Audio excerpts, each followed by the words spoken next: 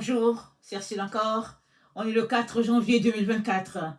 Alors, je viens sur la trompette aujourd'hui encore et je viens proclamer le retour de notre Seigneur Jésus-Christ. Amen et alléluia, sont tous bénis, sont remplis de sa joie.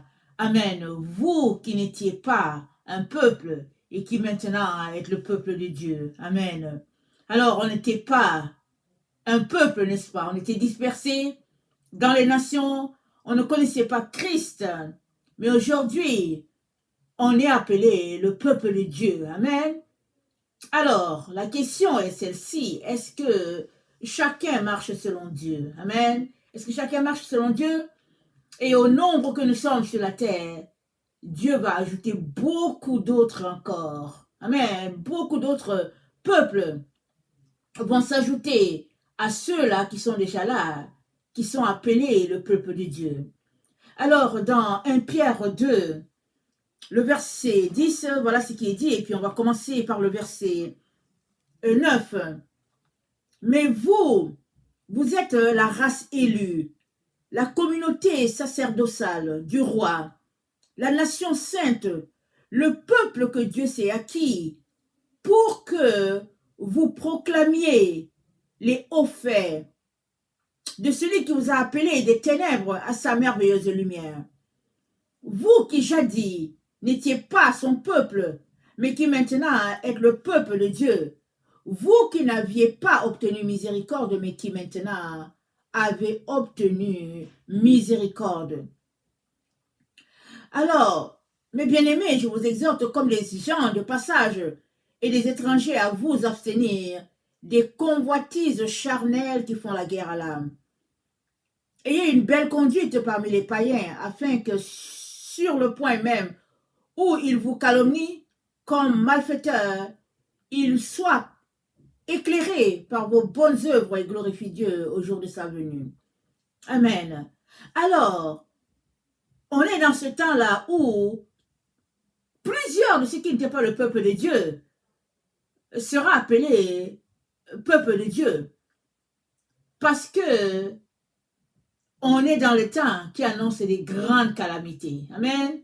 Alors, rappelons-nous, quand Jésus-Christ a marché sur cette terre, il a dit à ses disciples, il dit, vous serez mes témoins jusqu'aux extrémités de la terre. Jérusalem, en Samarie, et puis jusqu'aux extrémités de la terre. Amen. Et les enfants de Dieu, ça dit que les apôtres, ils étaient là, ils se tenaient ensemble, et puis ils partageaient le pain ensemble, ils s'exhortaient ensemble, et puis ben voilà.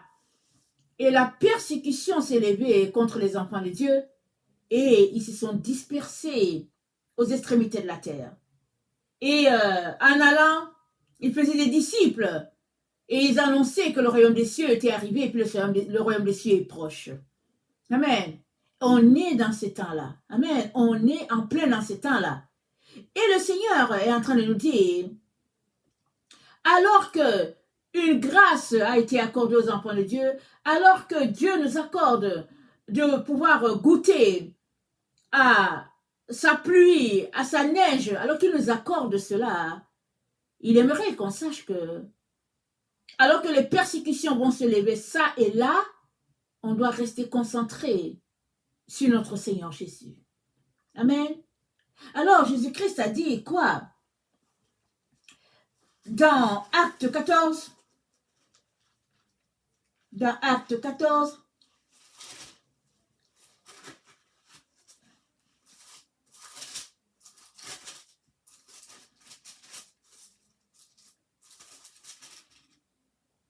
au verset 21, c'est dit, quand ils eurent évangélisé cette ville et fait un certain nombre de disciples, ils retournèrent à Lystre, à Icône et à Antioche, fortifiant l'esprit des disciples, les exhortant à persévérer dans la foi et disant que c'est par beaucoup de tribulations qu'il nous faut entrer dans le royaume de Dieu. Amen. C'est par beaucoup de tribulations qu'il nous faut entrer. Amen. Et si on regarde la vie des disciples, ils étaient persécutés. Mais ils n'ont pas arrêté d'évangéliser à cause de la persécution. Au contraire, la persécution leur donnait d'avoir le vent en poupe pour encore prêcher, parce que cela leur montrait que le royaume des cieux était proche. Et dans Matthieu 24, quand les disciples ont demandé à Jésus-Christ, quand est-ce que ces choses arriveront, ces choses qui annoncent la venue du Seigneur, Jésus-Christ a dit, au verset 8 de Matthieu 24, il a dit, tout cela ne sera que le commencement des douleurs. Alors on vous livrera au tourment et on vous fera mourir, et vous serez haïs de toutes les nations à cause de mon nom. Alors plusieurs succomberont et se trahiront, se haïront les uns les autres. Plusieurs faux prophètes s'élèveront et séduiront beaucoup de gens. Et parce que l'iniquité se sera accrue, la charité du plus grand nombre se refroidira. Mais celui qui persévérera jusqu'à la fin sera sauvé. Cette bonne nouvelle du royaume sera prêchée dans le monde entier pour servir de témoignage à toutes les nations, alors viendra la fin. Amen. Il a dit, vous aurez des persécutions, vous aurez des épreuves, mais ces épreuves ne doivent pas t'empêcher de marcher selon Jésus. Ces épreuves ne doivent pas t'arrêter dans ta marche avec Christ. Au contraire, les épreuves de la vie doivent te montrer que tu dois tenir ferme à ce en quoi tu crois, tu dois tenir ferme à la vérité, l'attacher à tes reins comme cette ceinture-là qui te garde et qui te maintient, et garder les yeux fixés sur le Seigneur Jésus pour pouvoir faire son travail, son œuvre. Amen. Alors, dans 1 Pierre 2, attendez, j'ai déjà lu ça, non. Dans le psaume, excusez, mon cahier est un peu loin, je suis désolée. Dans le psaume 22, le verset 27, psaume 22, le psaume 22, le verset 27, voilà ce que le Seigneur dit.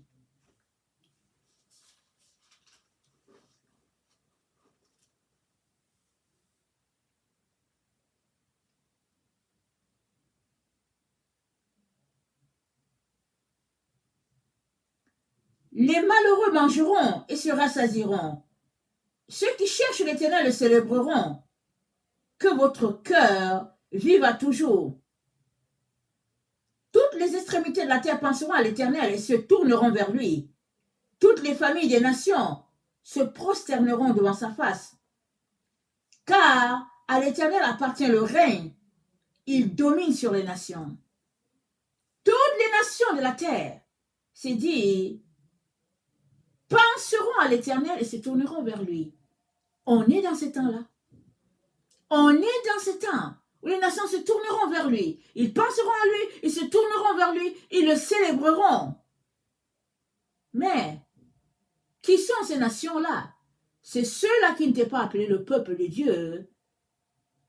C'est eux qui seront appelés le peuple de Dieu. Pourquoi? Parce qu'ils se seront tournés vers Dieu à ce moment où nous nous tournons. Et c'est ça, le miracle de Dieu. Alors que les troubles se répandent sur la terre, amen, pour ceux-là qui ne connaissent pas Dieu, pour ses enfants à lui, Dieu dit que ton cœur ne se trouble point, croyez en Dieu et croyez en moi. Il y a plusieurs demeures dans la maison de mon Père. Alors, nous sommes informés depuis toujours que la venue du Seigneur est marquée par des calamités dans la nature, on le sait. Et plus on approche de ce temps-là, plus les calamités se font intenses.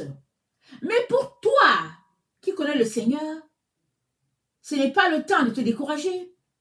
Ce n'est pas le temps de croiser les bras. C'est le temps de demeurer dans sa présence, de redoubler d'efforts dans la communion avec lui, afin que tu ne faillisses point, que tu ne te décourages point, mais que tu persévères malgré ces moments difficiles. C'est pas parce que Dieu a dit qu'il y a la neige, qu'il y a la pluie, qu'il n'y a pas le tonnerre qui vient quand il y a la pluie, qu'il n'y a pas le vent qui vient quand il y a la neige. Il y a le vent qui vient, n'est-ce pas? Très souvent, c'est des grosses tempêtes de neige. Mais la tempête, pardon, n'empêche pas la neige de tomber. La neige tombe. Et la tempête fait rage. L'un n'empêche pas l'autre. Alors que on est là en train de célébrer la pluie de l'Éternel, la neige de l'Éternel, ça a rosé, alors qu'on est là en train de célébrer cela, on ne doit pas se laisser troubler par le vent qui accompagne ces phénomènes-là. Le vent va venir, parce que ça accompagne la tombée de la neige. Pas toujours, mais très très souvent, oui. En hiver, c'est ça. Alors qu'il pleut, très souvent, ce qui annonce la pluie, c'est qu'il y a un vent qui arrive. Et on regarde, on se dit, hey, tiens, il faut fermer les fenêtres parce qu'il y a un vent qui est là. Mais la présence du vent, ça n'empêche pas que la pluie tombe. Et la pluie, c'est la bénédiction. Alors, si tu te concentres sur le vent qui accompagne la pluie, sur les branches qui sont brisées par-ci, par-là, tu ne vas pas apprécier la pluie qui est là. Mais si tu te concentres sur les gouttes que Dieu te donne, alors tu seras content du fait que tu auras de la semence et que il y aura la fraîcheur qui vient, qui va chasser la chaleur qui est au fond, comment on appelle ça, de la terre, et l'odeur de la pluie, la brise, tout cela, c'est les bienfaits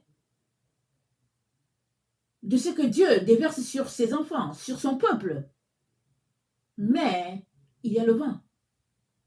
Alors ça dépend de où tu te positionnes. Si tu te positionnes juste pour voir le vent, hein, tu ne vas pas apprécier la pluie, tu ne vas pas apprécier la neige, tu ne vas pas apprécier tous les bienfaits qui viennent avec.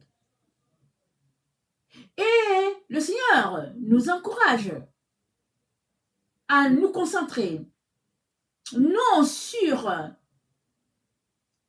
les épreuves dures qui accompagnent ces phénomènes-là, mais de se concentrer sur le fait que plusieurs qui ne connaissaient pas le Seigneur vont se tourner vers lui à cause de toi, à cause de moi. Pourquoi? Parce que les troubles, parce que ces choses dans lesquelles ils ont mis leur vie, venant à manquer, ça va envoyer des troubles dans leur vie. Et ils vont chercher où s'accrocher. Et toi, tu seras là pour les accueillir, pour les recevoir, pour leur dire, il y a un Dieu. Malgré le fait que tu aies perdu toutes ces affaires-là, Dieu a un plan merveilleux pour toi. Et toutes ces choses-là, tu les auras en retour un jour. Mais pour le moment, concentre-toi à le connaître et puis le voilà, je te le présente. Donc, c'est ça que Dieu est en train de nous dire dans ce temps dans lequel nous sommes.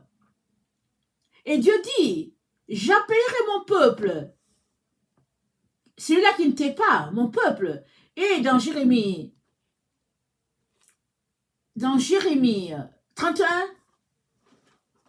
dans Jérémie 31,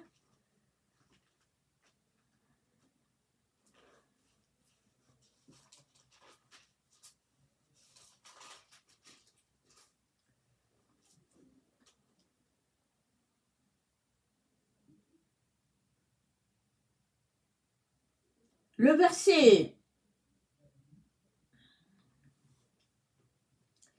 24, dans Jérémie 31, le verset 24, c'est dit, là s'établiront Juda et toutes ses villes, les laboureurs et ceux qui conduisent les troupeaux, car je rafraîchirai l'âme altérée et je rassasierai toute âme languissante. Là-dessus, je me suis réveillée et j'ai regardé. mon sommeil m'avait été agréable.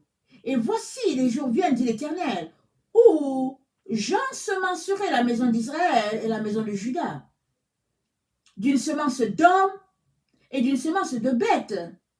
Et comme j'ai veillé sur eux pour arracher, abattre, détruire, ruiner et faire du mal, ainsi je veillerai sur eux pour bâtir, pour planter, dit l'Éternel. En ce jour-là, on ne dira plus, les pères ont mangé des raisins verts et les dents des enfants en ont été agacées, mais chacun mourra pour sa propre iniquité. Tout homme qui mangera des raisins verts, ses dents seront agacées. Alors, nous sommes dans ce temps où Dieu nous dit que il amènera à lui plusieurs peuples. Amen. Il ensemencera, c'est-à-dire qu'il plantera de semences fraîches. Amen. Et ces semences, c'est des personnes, n'est-ce pas? C'est des êtres humains. Il dit qu'il les plantera. Et quand il les plantera, il veillera lui-même sur eux, il assurera la surveillance parce que il a ses enfants, amen, qui sont là, qui vont s'en occuper. Et ça va dans le sens de Romains, dans Romains 8, où Dieu nous parle du temps où ses enfants, amen, se joindront à la création pour marcher parfaitement selon le plan de Dieu. Et dans dans Romains 8, c'est dit, au verset 20, car la création a été soumise à la vanité, non de son gré, mais à cause de celui qui l'y a soumise, avec l'espérance qu'elle aussi sera affranchie de la servitude, de la corruption, pour avoir part à la liberté de la gloire des enfants de Dieu. La création aura part aussi à la liberté des enfants de Dieu. Pourquoi? Parce que ces enfants de Dieu seront purifiés, ils seront sanctifiés, ils seront chastes, ils vont chasser d'eux tout ce qui ne fait pas la gloire de Dieu. Et la lumière de Dieu en eux va se refléter sur tout, sur les animaux, sur les plantes, et puis ben voilà, ce sera ça. Et aux enfants de Dieu qui sont là en ce moment, hein, s'ajouteront plusieurs autres. Alors Dieu seul sait comment il va ensemencer. Il nous dit seulement, hein, j'ensemencerai. C'est ça qu'il dit. Il dit j'ensemencerai. Mais comment va-t-il le faire? On ne sait pas. Qu'est-ce qu'il va utiliser? Souvent, c'est rien de catastrophique. Mais parfois aussi, c'est qu'il y a une catastrophe qui se passe tellement grandiose que les gens courent en direction de la maison de Dieu, en direction des enfants de Dieu, parce que les gens sont paniqués. Ils se mettent à chercher Dieu, ils veulent Dieu. Et Dieu est en train de nous dire, voilà les temps dans lesquels nous sommes. Et on a besoin d'être préparés nous-mêmes, n'est-ce pas? S'il y a des gens qui viennent vers nous et qu'on ne sait pas quoi leur donner, c'est grave. On va les perdre, ils vont retourner dans le monde. Et voilà le temps dans lequel nous sommes. Alors Dieu nous prépare. Amen. Il nous prépare à être bien prêts. Quand tout cela se passera, on pourra aider telle personne, telle autre. On pourra parler de ce Dieu qui est le nôtre, de son amour immense envers l'humanité, de sa compassion extraordinaire pour l'âme de l'être humain. Et cela nécessite que nous puissions être prêts. Amen, que nous puissions être prêts. Alors, Jérémie 16, le verset 19.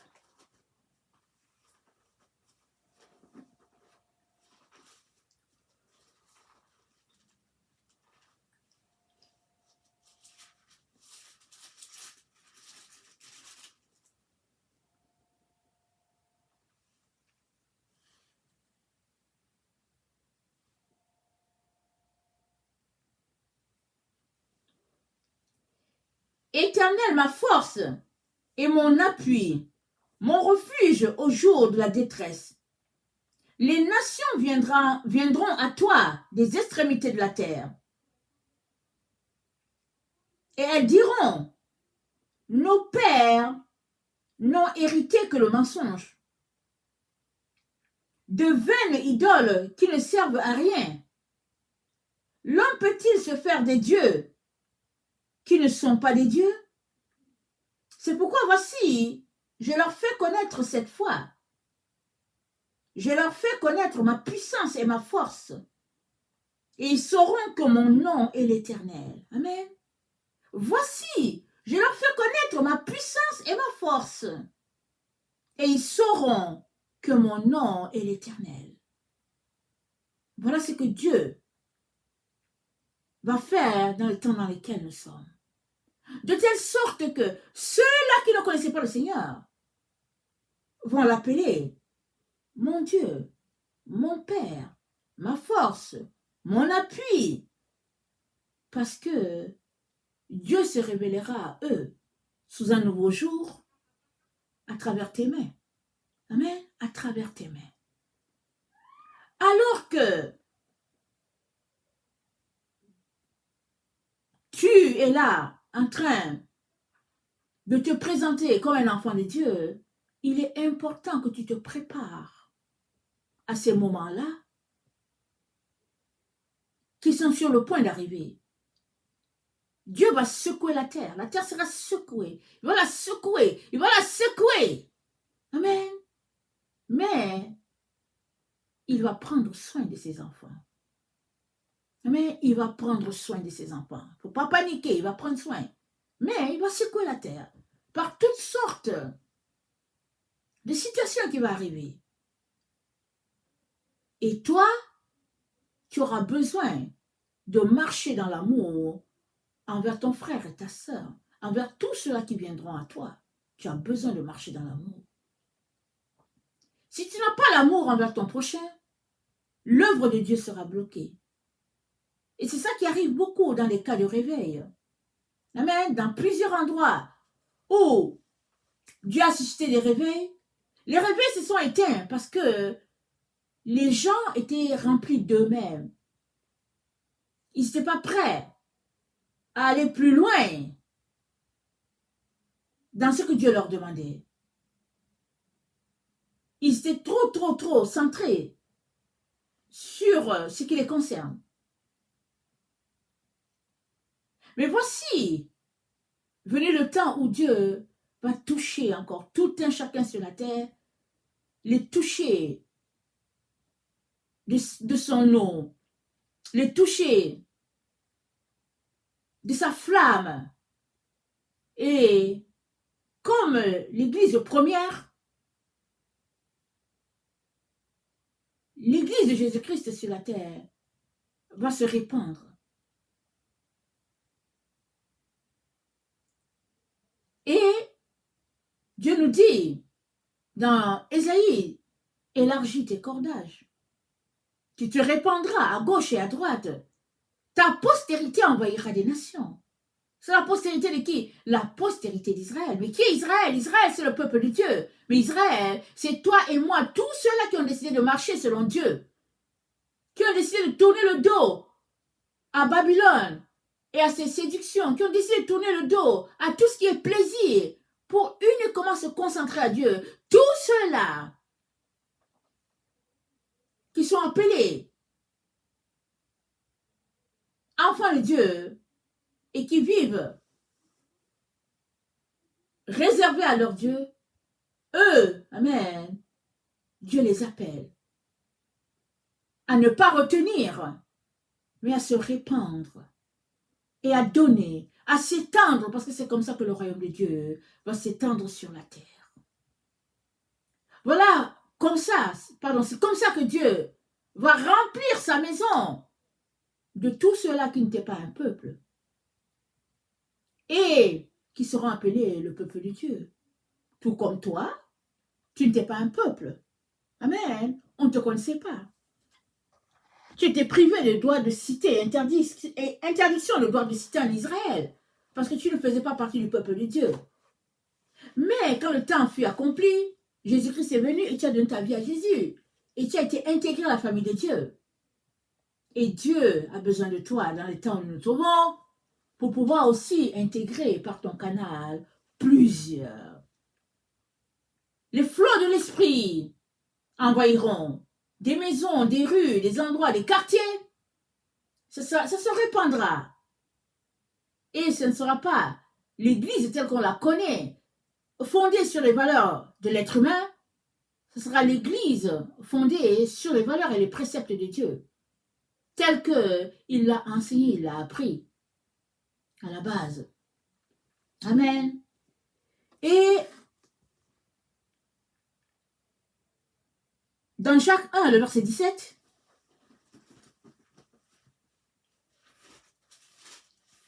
Jacques 1, le verset 17, voilà ce qui est dit.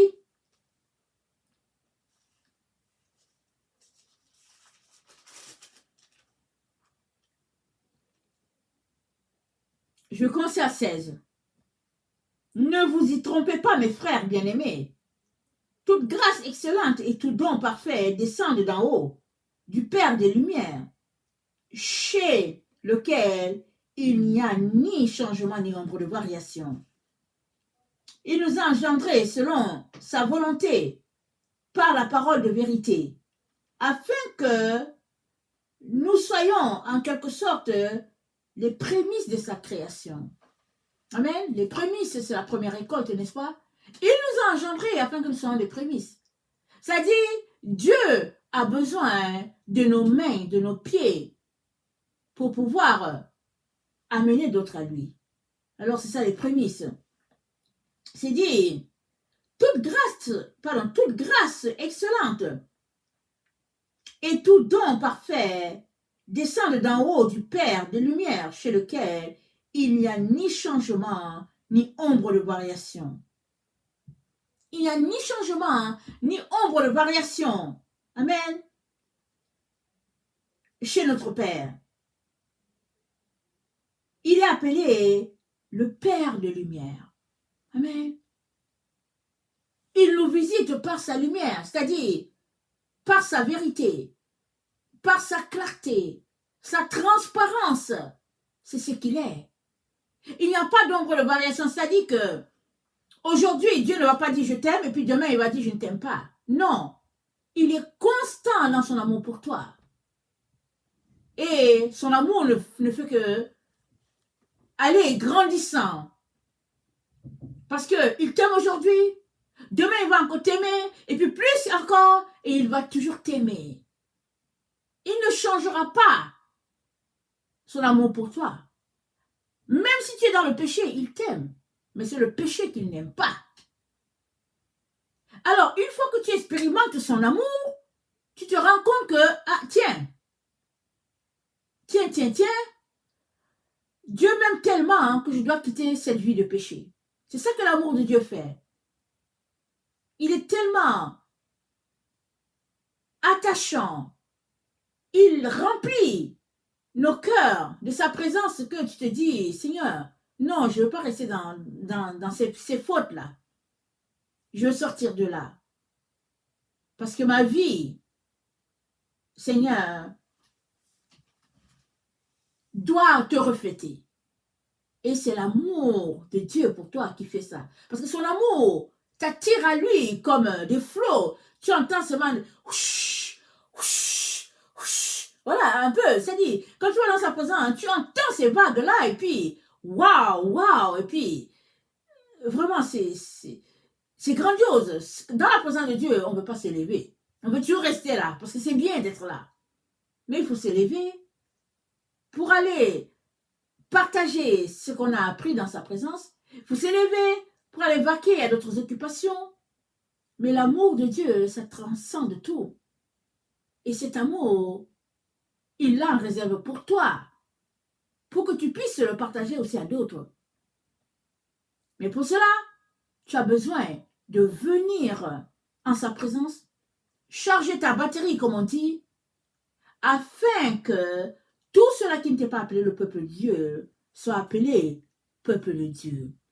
Amen. Et dans 2 Corinthiens 4, dans 2 Corinthiens 4, excusez-moi, dans 2 Corinthiens 4,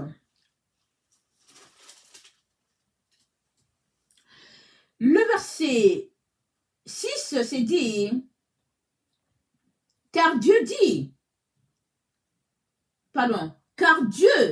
a dit, la lumière brillera au sein des ténèbres, a fait briller la lumière dans nos cœurs pour faire resplendir la connaissance de la gloire de Dieu sur la face de Christ. Amen. Car Dieu qui a dit, la lumière brillera du sein des ténèbres, a fait briller la lumière dans nos cœurs pour faire resplendir la connaissance de la gloire de Dieu sur la face de Christ. Amen. La lumière de Dieu brille dans le cœur de ses enfants. Amen. Alors, sa lumière brille dans ton cœur et cette lumière te révèle Dieu. Amen. Cette lumière te révèle Dieu.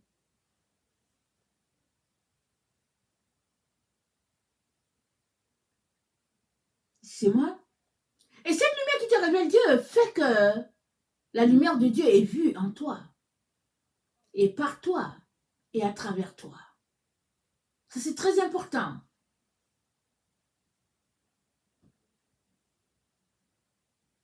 Donc, c'est ce Jésus-là que nous prêchons. Il est le Père de lumière. Et lui qui a dit que la lumière brillera du sein des ténèbres, c'est le même qui fait briller cette lumière-là en toi, à travers toi. Pourquoi? Pour que tu ailles toucher les autres. Pour que tu les touches et qu'ils puissent parvenir à la connaissance de la vérité. Amen. Et ils seront appelés, n'est-ce pas, peuple de Dieu, ceux-là qui n'étaient pas un peuple. Parce qu'à travers toi, ils goûteront à cette lumière-là. Voilà pourquoi il est très important de se débarrasser des ténèbres qu'il y a dans les différentes vies. Alors, Jésus-Christ a dit, soyez parfaits comme votre Père. Et il arrive que dans la vie de chacun, il y a des luttes, n'est-ce pas? Il arrive que dans la vie de chacun, il y a des faiblesses. Mais Jésus-Christ est celui-là qui nous délivre de nos faiblesses. Il est celui-là qui nous donne d'expérimenter la vérité, n'est-ce pas? Et dans nos faiblesses, il est capable, ou bien de nos faiblesses, il est capable de nous guérir et de faire de nous des êtres nouveaux où la lumière brille intensement. Et dans Marc 4, je vais finir avec ça. Dans Marc 4, c'est dit, apporte-t-on la lampe pour la mettre sous le boisseau ou sous le lit? N'est-ce pas pour la mettre sur le chandelier? Nous savons le chandelier, c'est fait pour porter la lumière. Et nous savons que le chandelier, dans le tabernacle, ça avait 7 branches et ça brillait, n'est-ce pas, de la lueur que Dieu lui donnait, cet éclat-là. Et puis, il a mis des calices dessus, comme des fleurs d'amandier, qui étaient blancs, qui sont blancs, pardon, pas qui étaient, qui sont blancs. Et cette blancheur, amen, cette pureté qu'on voit sur les calices, c'est comme ça que brille une personne transpercée par la lumière de Dieu. Et Dieu nous dit, il nous dit, La lumière de Dieu en toi, c'est pour que ça brille. C'est pas pour que tu le caches avec des péchés, avec que tu le mettes sous le lit, que tu mettes une casserole au-dessus. Non, c'est pour que cela brille. De la splendeur, de la gloire de Dieu. Et voilà à quoi chacun est appelé. Parce que par ta lumière, tu attireras beaucoup à Dieu. Maintenant, à toi de faire le ménage. À toi de te débarrasser de toutes ces choses-là pour lesquelles tu dois te débarrasser. Et laisser Dieu faire son œuvre pleinement en toi. De la même manière qu'il fait son œuvre en toi, il fait son œuvre aussi en l'autre. Et toi, en retour, tu es appelé à marcher pleinement dans l'amour de Dieu. Tu es appelé à donner cet amour. Même si tu reçois de la dureté, même si tu reçois de la moquerie, du sarcasme, le mépris, tu es appelé à toujours donner l'amour, à déverser sur les autres l'amour de Dieu. Voilà en quoi on reconnaîtra que tu es fils et fille de ton Père. Car Dieu qui a dit que la lumière brillera dans les ténèbres, c'est le même Dieu qui fait lever de son soleil sur les bons et sur les méchants. C'est le même soleil. Alors, pourquoi l'un est méchant et l'autre bon? On ne peut pas tout expliquer, n'est-ce pas? Parce qu'on ne comprend pas tout. Mais toujours est-il que, toi qui es son enfant, sa lumière qui brille sur toi est faite pour bénir les autres. Sa lumière en toi est faite pour être répandue. Malgré tout ce que tu peux subir, tu dois toujours répandre la lumière de Dieu. Et comme ça, tous ceux-là, ou bien plusieurs de ceux-là qui ne sont pas enfants de Dieu, seront appelés enfants de Dieu. Ils porteront le nom, ce nom merveilleux, ce nom glorieux-là. Amen. Alors, c'est un temps, n'est-ce pas, d'évangélisation sur toute la terre.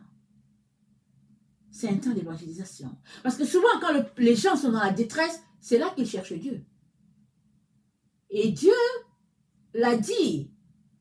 Il a dit, c'est le temps où il juge Babylone. Babylone est pleinement jugée. Et si tu ne veux pas subir les soubresauts qui viendront avec la chute de Babylone, il est important que tu sortes de Babylone et que tu cherches Dieu là où tu es. Que tu demeures à ses pieds. Et Dieu va te rafraîchir. Et il va te visiter. Il va te restaurer. Amen. Et il va guérir toutes ces blessures-là que tu as subies ou bien que tu subis. Amen. Que Dieu seul sait et qui se passe entre toi et lui. Que le Seigneur bénisse sa parole. Maranatha, Jésus revient. Amen. Alléluia. Sont tous bénis. Amen.